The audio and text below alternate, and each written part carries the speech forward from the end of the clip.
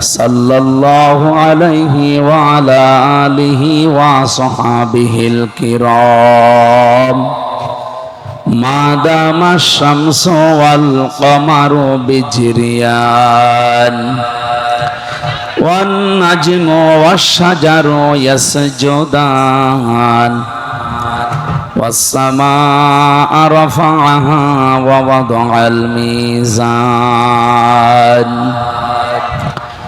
فقد قال الله تعالى في كلامه المجيد وبرهانه التوحيد কি আরম্ভ করেছেন? দাঁড়িয়ে আছেন, দাঁড়িয়ে থাকেন, আওয়াজ করবেন না, কথা বন্ধ করেন। এইভাবে ক্লাস করে মানুষ? স্বেচ্ছাসেবক ভাইরা সাবধান, কথা বলবেন না ভাই। যে যেখানে বসে আছে, দাঁড়িয়ে আছে, শুয়ে আছে, থাক, যার যা ভালো লাগে করতে দিন। আর এসব জায়গা ফাঁকা রেখেছেন, কি সমস্যা? এখানে বসতে দিলে মানুষগুলো বসতে পারে না?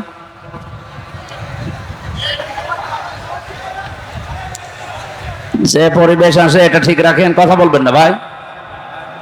কোরআন শোনার যে আদবগুলো আছে, অন্তত ফাস্তামিউ লাহু ওয়া আনসিতু, এই দুইটা ঠিক রাখবেন। নাই তাহলে আল্লাকুম তুরহামুনের পরিবর্তে গজব নাযিল হবে। আর যদি ব্যবস্থা করে দিতে পারেন, দেন 1 মিনিট সময় দিলাম, এই জায়গাগুলো পরিবর্তন করে দেন। দেন তো, ওদের ঢুকিয়ে দেন, যারা দাঁড়িয়ে আছে ঢুকিয়ে দেন, তাড়াতাড়ি করেন। দেন এই জায়গায় বসুক, দেন, ছেড়ে দেন, ছেড়ে দেন, তাড়াতাড়ি করুন ভাই, সময় নেই। এগুলো আগের থেকে ঠিক করবে, এমনি রাত হয়ে গেল।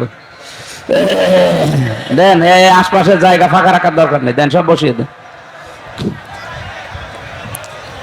এই ক্যামেরাম্যান যারা আছেন বসে পড়েন, আপনারা বসে পড়েন, বসেন, সব বসে পড়েন।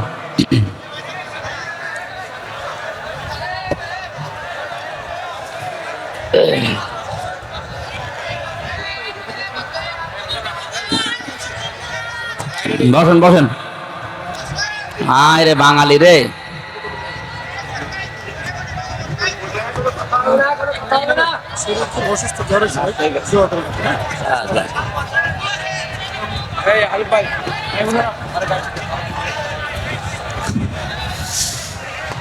বসেন, এবার বসেন, আপনারা বসেন, বসে পড়েন, আমি ঠিক করছি, বসেন। এই আপনার যান যান যান যান যান যান।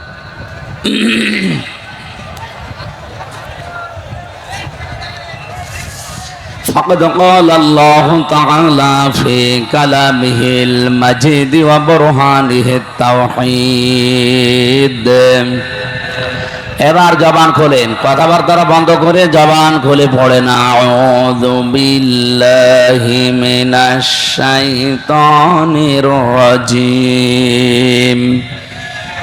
বিসমিল্লাহির রহমানির রহিম।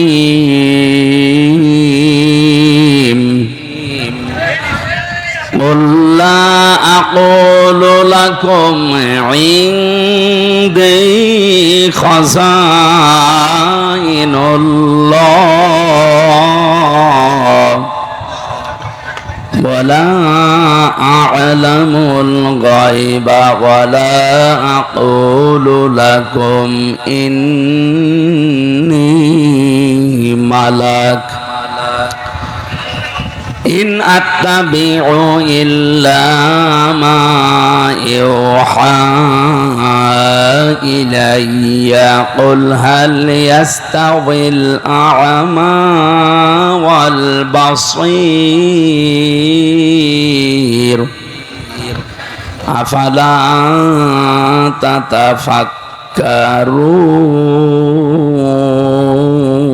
تتفكرون وأنذر به الذين يخافون أن يحشروا إلى ربهم ليس لهم من دونه ولي ولا شفيع ولي ولا شفيع لعلهم يتقون صدقت يا ربنا. عن ابن مسعود رضي الله تعالى عنه قال قال النبي صلى الله عليه وسلم فاتبعوا الصواد الأعظم إلى آخر الحديث رواه مسلم. وقال تعالى في شان حبيبي إن الله وملائكته يصلون على النبي يا أيها الذين آمنوا صلوا عليه وسلموا تسليما. اللهم صل على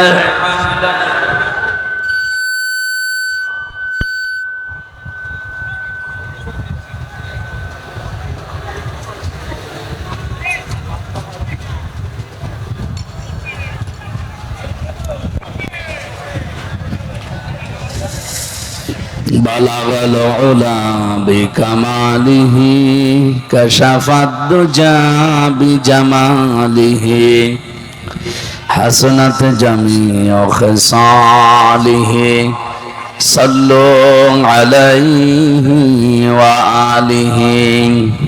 الحمد لله.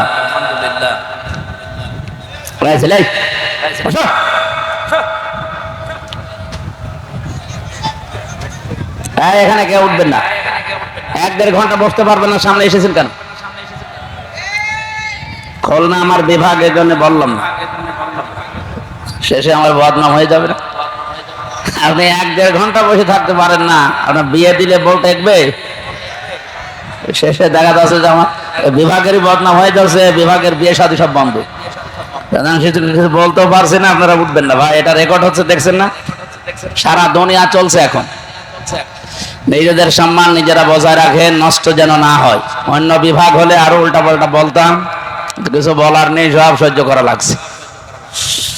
বাংলাদেশের ঐতিহ্যবাহী জেলা খুলনা, এটা মনে হয় কি যেন দৌলতপুর থানার অন্তর্গত মহেশ্বর পাশা সারাডাঙ্গা ময়দানে যুব সমাজের উদ্যোগে 2 দিন ব্যাপী, যদিও এটা সিরাতের মাস চলছে আপনারা জানেন,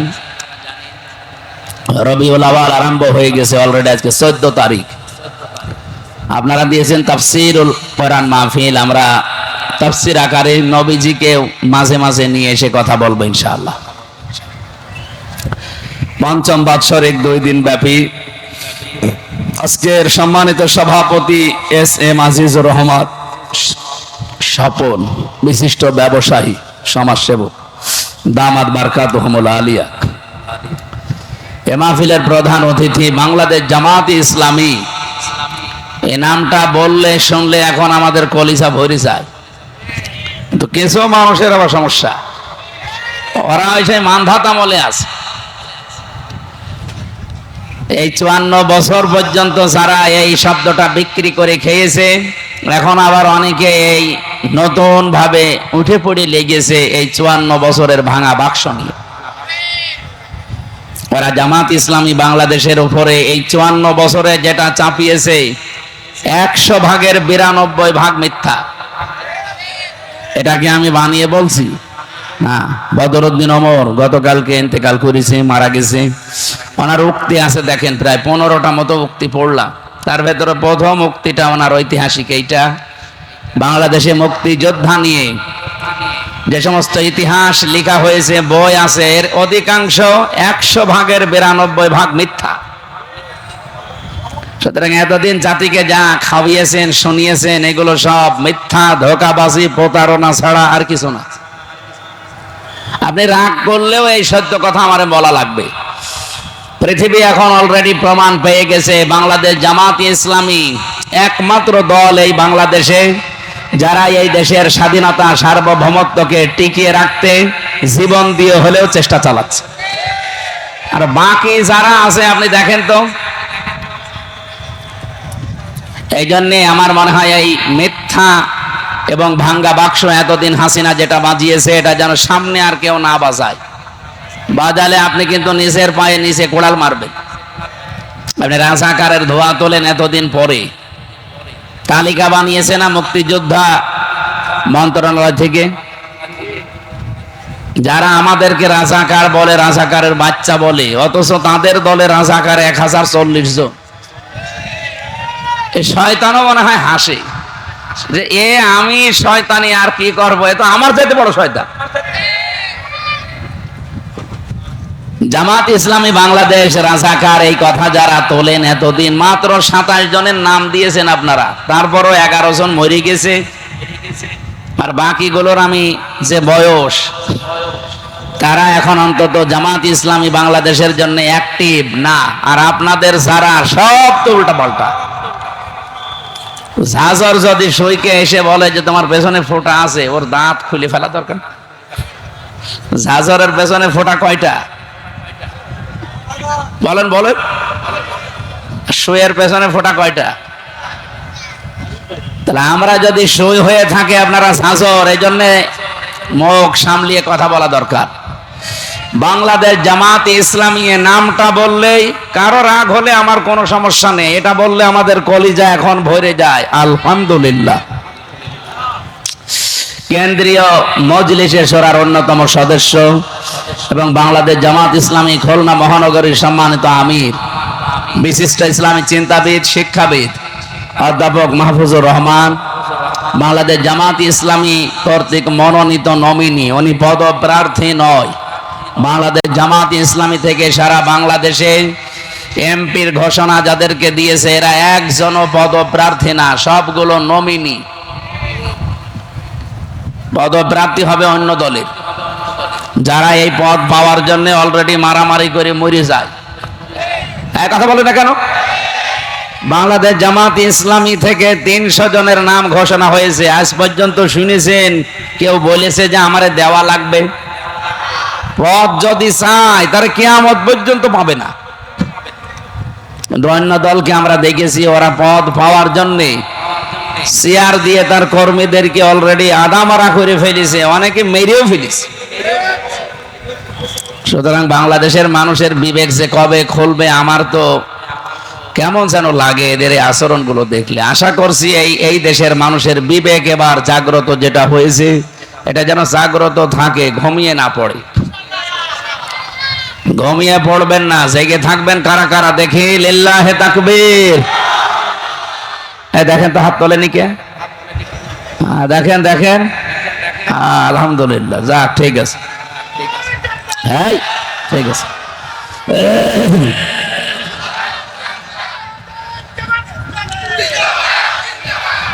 এতক্ষণ পর্যন্ত যারা এখানে আলোচনা রেখেছেন, মাওলানা নূর সাইদ জালাল, হাফেজ মাওলানা হাসিবুল্লাহ মিসবাহ, মাওলানা হোসাইন আহমেদ মাহফুজ চুয়াডাঙ্গা, দামাত বারকাতুহুল আলিয়া, গতকাল এখানে যিনি কথা বলেছিলেন আন্তর্জাতিক খ্যাতি সম্পন্ন মুফাসসিরে কোরআন শ্রদ্ধাভাজন বড় ভাই মাওলানা সাদিকুর রহমান আজহারি, মাওলানা মুফতি সেলিম রেজা, হাফেজ মাওলানা আব্দুল্লাহ আল মামুন, প্রধান অতিথি ছিলেন মুহাদ্দিস আব্দুল খালেক, দক্ষিণবঙ্গের প্রখ্যাত আলেমে দ্বীন। আল্লাহ রাব্বুল আলামিন সবগুলো গোলামকে গোলাম হিসাবে যেন কবুল করে। বাংলাদেশের অবস্থার দিকে তাকান, অনেকে এখন আল্লাহর গোলামিকে পছন্দ করে না, গোলাম হতে চায় অন্য কারো। বিভিন্ন জায়গায় আমরা গোলামির পরিচয় দেখতে পাচ্ছি। আমরা যারা একামতে দিনের কর্মী আসি, আল্লাহর কসম তারা এই পৃথিবীতে কারো গোলাম না, গোলাম হচ্ছে শুধুমাত্র আল্লাহ। এমনকি আমরা রাসূলুল্লাহরও গোলাম না, আমরা রাসূলুল্লাহর উম্মত। কথা বলেন। মঞ্চে যারা বসে আছেন অবশ্যই ব্যক্তিবর্গগুলো সম্মানিত, নয়তো আপনারা এখানে বসতে দিতেন না। সুতরাং এখানে যারা এসেছেন, ওয়ারাফা'না লাকা যিকরাক, তাদের সম্মান মর্যাদা দুনিয়া আখিরাতে আল্লাহ যেন আরো বাড়িয়ে দেন। সামনে বসা মুসলমান ভাইরা, আপনারা আজকের অনুষ্ঠানের প্রধান আকর্ষণ। আপনারা বলেন তো, আপনারা যদি না আসতেন কষ্ট করে এই গরমের ভেতরে, আমির হামজা না, ওর বাবা আসলেও কেউ আসতো, কিছু হইতো? আজকের এই অনুষ্ঠানটা কানায় কানায় পূর্ণ করে যারা কষ্ট করে বসে আছেন, পর্দার আড়ালে আছে মনে হয় মা ও বোনেরা, মেয়েরা আছে, সম্মানিতা মা এবং বোনেরা, প্রশাসনের ভাইরা যারা দায়িত্বে আছেন, শৃঙ্খলার, দল মত জাতি বর্ণ ধর্ম নির্বিশেষে আজকের অনুষ্ঠান, এটা যদিও বাংলাদেশ জামাতে ইসলামের নাম দেখতে পাচ্ছেন, কিন্তু এটা সবাই মিলে আয়োজন করেছে, এটা আমার বিশ্বাস। হাদা বায়ানুল লিন্নাস, কারণ এই বায়ান সব মানুষের জন্য। মানুষ পদবাচ্চে যারা বিবেচিত আছে তাদেরকে আজকে আমরা কোরআনে কারীম শোনাবো এবং তাদের কাছ থেকে কিছু অঙ্গীকার নিতে চাই কোরআন কেন্দ্রিক, আগামীতে যেটা কাজে লাগবে ইনশাআল্লাহ। সবাইকে নিয়ে দরবারে ইলাহিতে আমরা শুকরিয়া আদায় করছি, বলেন আলহামদুলিল্লাহ। পৃথিবীতে আল্লাহ যদি 4টা জিনিস দিতে পারেন, আল্লাহ সবচাইতে বেশি আনন্দ পান, খুশি হন। আপনারা এখনো ওঠাউঠি করেন কারা ভাই? এই ছেলে, বসো বসো বসো বসো। আপনি কি জানেন এখানে কত মেয়ের বাপ বসে আছে? তারা জামাই খুঁজতে এসেছে। আপনি যদি এখন ওঠাউঠি করেন, ও বলবে যে না, মেয়ে বিয়া দেওয়ার দরকার নেই। সুতরাং আমি আশা করবো আপনারা 1 ঘন্টা সময় দেন, উঠবেন না। কথা রাখা যাবে ইনশাল্লাহ? আমার এই 2টা কথা ভাই, শুধু উঠবেন না আর কথা বলবেন না, বাকি আপনার যা করা লাগে করেন। আল্লাহ সবচাইতে বেশি খুশি হয় পৃথিবীতে কয়টা কারণে বলেন তো? 4টা। আরো জোরে বলেন। 1 নম্বরে যখন আল্লাহ পৃথিবীতে কন্যা সন্তান কাউকে দেন, তিনি তখন চরম খুশি হয়ে যান। কিন্তু বাস্তবতা হচ্ছে যার ঘরে এটা আসে সেই লোকটা বড় নারাজ হয়ে যায়। খুলনাবাসী কন্যা সন্তান দিতে পারলে আল্লাহ খুশি, আর যার ঘরে যায় সে নারাজ। কোন মানুষটা? وَإِذَا بُشِّرَ أَحَدُهُم بِالْأُنثَى ظَلَّ وَجْهُهُ مُسْوَدًّا وَهُوَ كَظِيمٌ। সূরা নাহলের ভেতরে এসেছে, হে নবী, আপনি যখন তাদেরকে কন্যা সন্তান এই সুসংবাদ দিবেন, দেখবেন ওই মানুষগুলোর মুখ কালো হয়ে গেছে। সুতরাং কন্যা হয়েছে এই কথা শুনলে নারাজ হয় কাফেরেরা। কারা? আমাদের যাদের কন্যা আছে, আপনি নির্দ্বিধায় বিশ্বাস করতে পারেন, একটা কন্যা যদি কারো বাড়িতে থাকে, সে যেন বিশ্বাস করে আল্লাহ তাকে একটা জান্নাত বরাদ্দ দিয়ে দিয়েছে। এ পর্যন্ত শুনে জনেকে দেখলাম 2 হাত তুলেছেন, এবার শোনেন বাস্তব। নবীজি বলেন, কোন বাড়িতে যদি একটা কন্যা সন্তান জন্মগ্রহণ করে, সঙ্গে সঙ্গে 4 জন রহমতের ফেরেশতা ওই ঘরে প্রবেশ করে। মেয়েটার মাথায় হাত দিতে দিতে বলে, এই দুর্বল দেহটা একটা দুর্বল দেহ থেকে বের হয়ে এসেছে। এই মেয়েটাকে যারা আদর যত্ন করবে, এর পেছনে যারা খরচ করবে, একে যারা দিন শেখাবে, সৎ পাত্র দেখে পাত্রস্থ করতে পারবে, এই 4টা কাজ যদি আদায় করতে পারে, কিয়ামত পর্যন্ত আল্লাহর রহমত তাদের উপরে থাকবে। আমার ভাইরা, ফেরেশতারা নিষ্পাপ, তারা যদি কোনো দোয়া করে, তাদের দোয়া কবুল হওয়ার সম্ভাবনা নেই। আরো জোরে বলেন, নেই। ওনাদের দোয়ার ভেতরে 2টা বিষয় আমি লক্ষ্য করলাম। ফেরেশতারা বলেছে, এই কন্যা সন্তানের উপরে যদি 4টা শর্ত কেউ আদায় করতে পারে, তাহলে কিয়ামত পর্যন্ত আল্লাহর রহমত ওই মা বাবার উপরে থাকবে। আপনি কন্যা হয়েছেই বলে আনন্দ করবেন, এরকম কন্যা তো মজিব জন্ম দিয়েছিল। কি হয়েছে? কন্যা হওয়ার পরে আপনাকে কাজ করা লাগবে কয়টা? আরো জোরে বলেন। 1 নম্বরে তাকে আপনি ভালোবাসবেন, মহব্বত করবেন। বিশ্বনবী বলেন, আমি বাইরে থেকে যতদিন বাড়িতে এসেছি, আমার মেয়ে ফাতেমাতুজ জোহরা উম্মে কুলসুম, রুকাইয়া, যায়নাব রিদওয়ানুল্লাহি তাআলা আলাইহিম আজমাইন। এই মানুষগুলোর জন্য আমি কিছু না নিয়ে বাড়িতে আসি নাই। এত ভালোবাসা, এত মহব্বত নবীজি মেয়েদেরকে করতেন। সুতরাং মেয়েদেরকে যারা ভালোবাসেন, মহব্বত করেন নিজের মেয়েকে, 2 নম্বরে তাকে তার পেছনে যারা খরচ করেন, তার লালন পালনের ভার যারা গ্রহণ করেন, তার কফিল, তার দায়িত্বশীল অভিভাবক যারা হন, 3 নম্বরে তাকে যারা দ্বীনের শিক্ষা দেন। এই বিষয়টা আজকে খুব গুরুত্বপূর্ণ, যেহেতু সবাই ছেলে মেয়েকে মাদ্রাসা লাইনে দিতে চান না। আমরা অনেকেই কলেজ, স্কুল, বিশ্ববিদ্যালয় এগুলোতে পড়াতে চাই।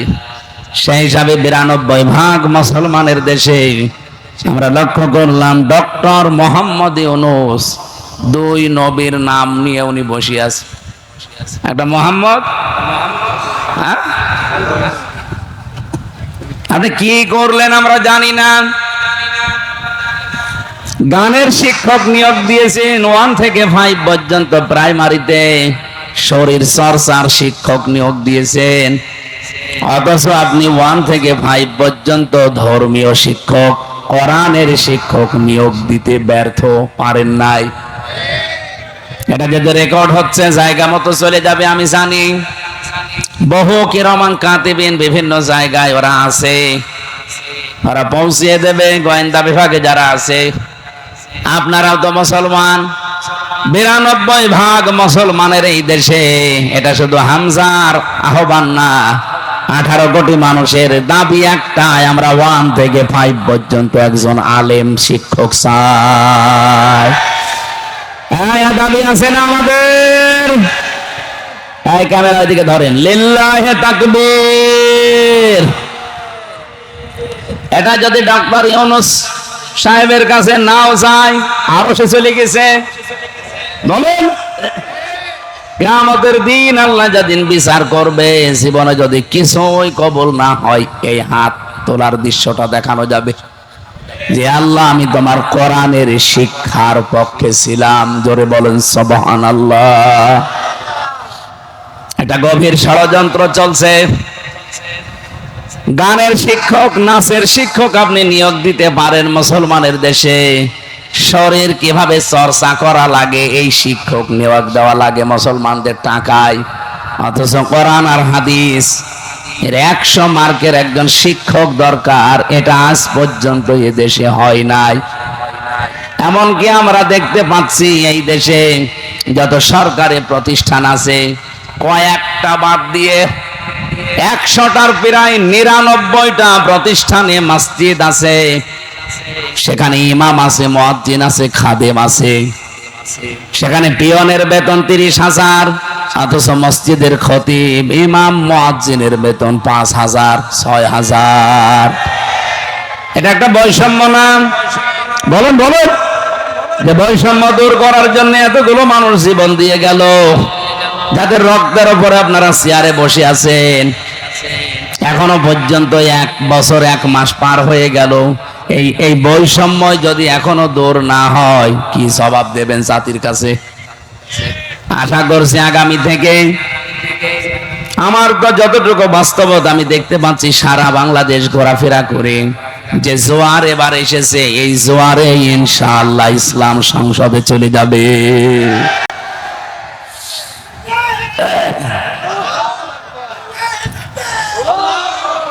আল্লাহ রাব্বুল আলামিন ইসলামকে যদি এইবার সংসদ পর্যন্ত পৌঁছিয়ে দেয়, আমরা কথা দিতে পারি বাংলাদেশ জামাত ইসলামী থেকে সর্বপ্রথম কোরআনের যে নির্দেশ, ওই 4টা কাজ আগে আদায় করা হবে ইনশাআল্লাহ।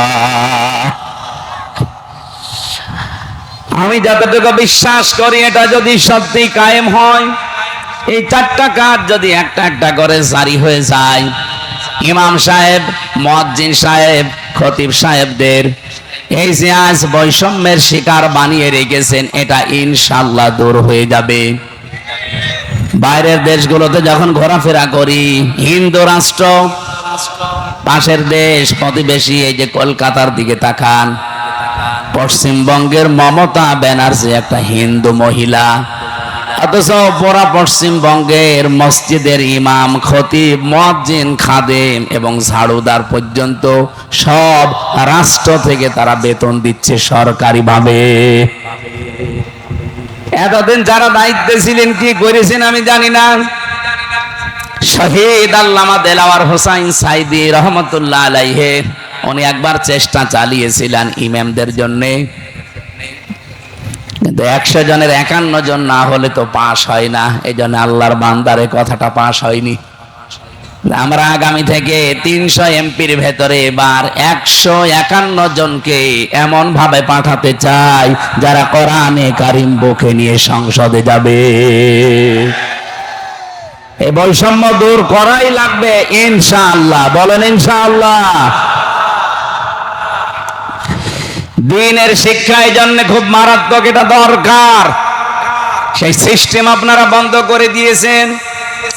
ক্লাস 5-এ ক্লাস 8-এ আগে বৃত্তি পরীক্ষায় 100 মার্কের কোরআন হাদিস ছিল। এখানে যারা উস্তাদ আছে, যে আমার বন্ধু, উনিও এক জায়গায় শিক্ষকতা করেন। জিজ্ঞাসা করলে উনিও বলবে 1 থেকে 5 পর্যন্ত পড়ার পরে বৃত্তি পরীক্ষা দেয় ছেলে মেয়েরা। ক্লাস 8-এ বৃত্তি পরীক্ষা দেয়। অথচ এই 15.5 বছরে যারা দায়িত্বে ছিল, দাদাদের কথা মতো তারা এই 2টা জায়গা থেকে কোরআন হাদিসের 100 মার্ক তুলে দিয়েছিল। ওরা সরাসরি বলে নাই যে কোরআন হাদিসের মার্ক চলবে না, পড়া যাবে না।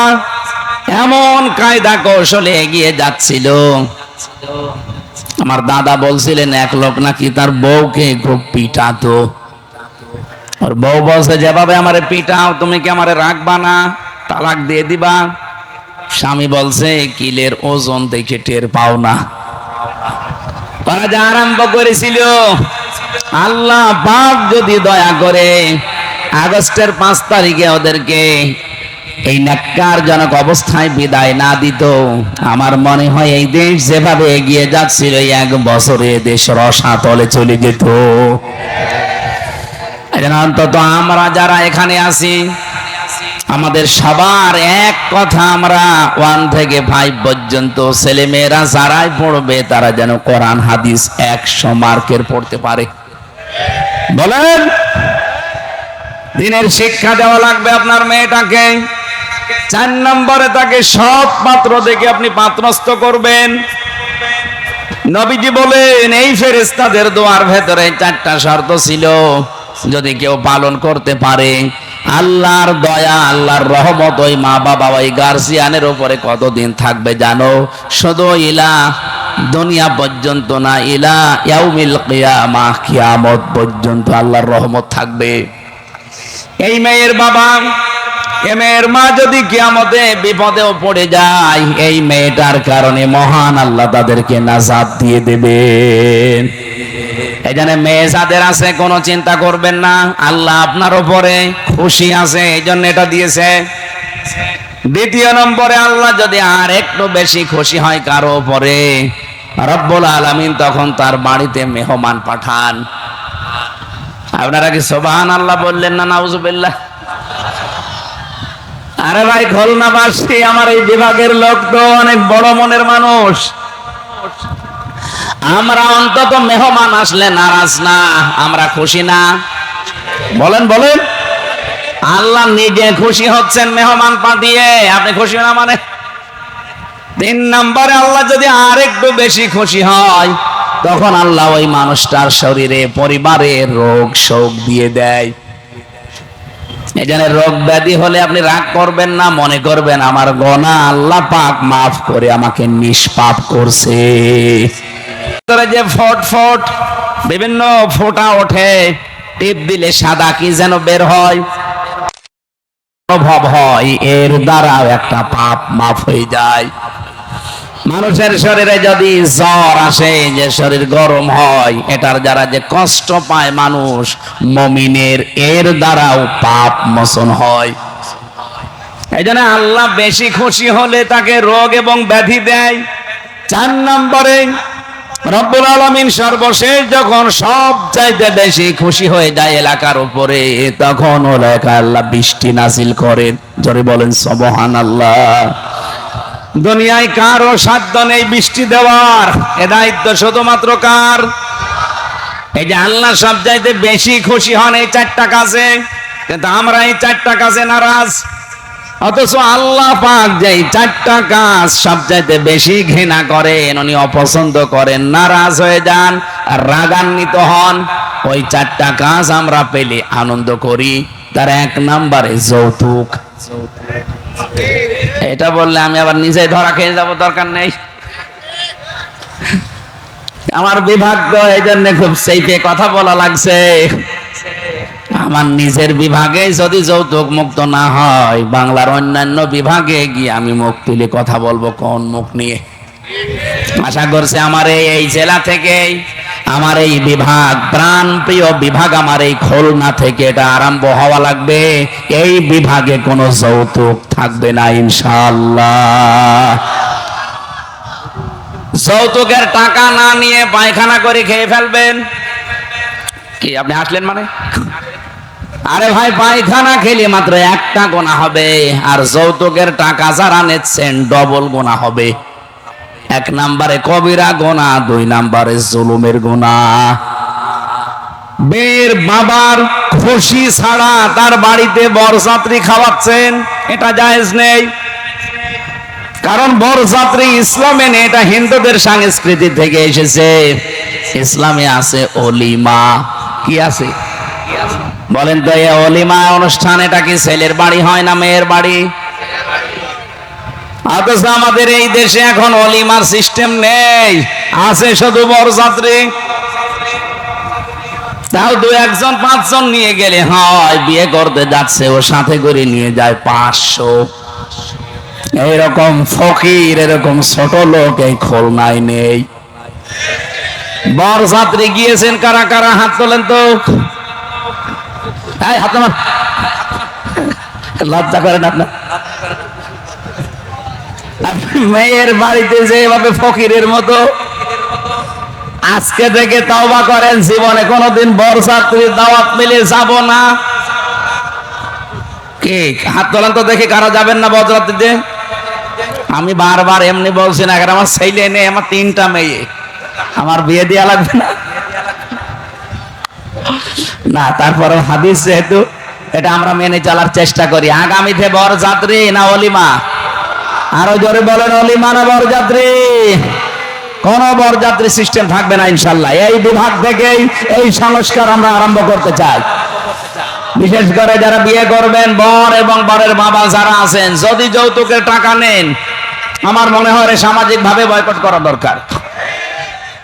ঠিক বলছেন মানে? আপনি নিজে নিয়ে বসে আছেন।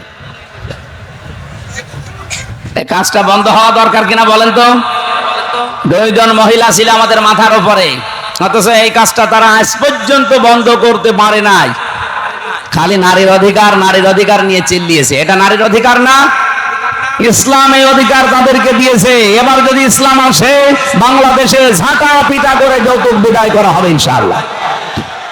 আল্লাহ রাগান্বিত হয়ে যান এই যৌতুকের এই সিস্টেম যখন চালু থাকে। 2 নম্বরে আল্লাহ রেগে যান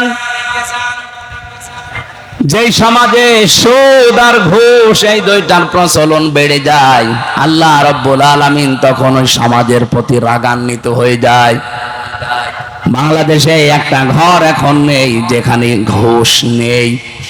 যদি বলেন যে না আমি ঘুষ খাই না, এটা আমি মানি, কিন্তু বলেন যদি আমি ঘুষ দেই না, না আমি এটা বিশ্বাস করি না। এদেশে এমন একটা সিস্টেম আমরা বানিয়ে ফেলেছি, ঘুষের নাম পর্যন্ত পাল্টিয়ে রেখেছি হাদিয়া। কথা বলেন না কেন? আল্লাহর কোন নিষিদ্ধ বিষয়কে আপনি যতই সুন্দর মোড়ক দেন না কেন, ওটা বৈধ করা সম্ভব? দোকানের নাম লিখে দিয়েছে বিসমিল্লাহ মদের ভান্ডার। সুদ যেটা মারাত্মক, টাকা ছেড়ে রাখে, টাকা আসে 100 টাকায় 120 টাকা দেয়। এই পাবলিক দেশে নেই। খুলনা বিভাগের মানুষেরা আপনারা কিন্তু আরো বেশি সেনসিটিভ থাকা দরকার। কারণ আমি এই খুলনার সন্তান, এই বিভাগের বাইরে যে আমি কিন্তু আর মুখ পাবো না। এই বিভাগ থেকে আমরা এই মুহূর্ত থেকে নিয়ত করব, অন্য ধর্মের যারা আছে তারা যা করে করুক, আমরা মুসলমানেরা ঘুষ সুদ জড়িত হব না। না, ঘুষের ওইটা সম্ভব না, ওটা রাষ্ট্রের নিয়ম নীতি দরকার, ওটা ইসলাম আসলে ইনশাল্লাহ কায়েম হবে। কিন্তু সুদের এই বিষয়টা আমরা নিজেরাও এখন ছাড়ার চেষ্টা করলে পারি। যারা 100 টাকা দিয়ে রাখেন, মাসে মাসে 120 টাকা নেন, আপনি কি জানেন আপনি কত বড় অন্যায় আছেন? নিজের মায়ের সাথে আপনি জিনা করছেন। আরে ভাই, খাওয়া যায় তাই বলে সব খাওয়া যায়? এই খাওয়াগুলো একটু হালকা বন্ধ করা লাগবে। আপনি সুদ বাদ দিয়ে অন্য কোন সিস্টেমে আপনি চেষ্টা করেন, আমার আল্লাহ বরকত দেবে।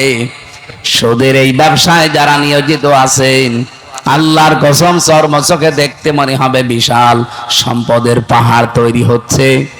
এক দিক থেকে টাকা আসলে 5 দিক থেকে আল্লাহ সব খসিয়ে দেবে। 3 নম্বরে আল্লাহ সব চাইতে একেবারে সর্বশেষ বেশি রেগে যায় তখন যখন দেখা হয় যে জাতির লোকদের মিথ্যা কথা বেড়ে গেছে। আর যেটা সব চাইতে বেশি বাংলাদেশে, কথা বলে না কেন, সব চাইতে বেশি এখন এই বিষয়টা। মিথ্যা তো নিজে বলেই, এমনকি মিথ্যা কথা আর একজনের উপরে চাপিয়ে তাকে কালার করে। এটা মিথ্যা না শুধু, এটা গীবত না শুধু, এটা তহমত। এটা যদি বন্ধ না হয়, যে উদ্দেশ্য নিয়ে আপনি এগিয়ে যাচ্ছেন, জীবনেও তার টার্গেট পর্যন্ত যেতে পারবেন না। আপনি কি জানেন এই যে মিথ্যা তহমত দেওয়া, একজনের নামের উপরে দোষ চাপিয়ে দেওয়া, অথচ লোকটাও বিষয়ে কিছুই জানে না। আমি একটা ঘটনা পড়ছিলাম,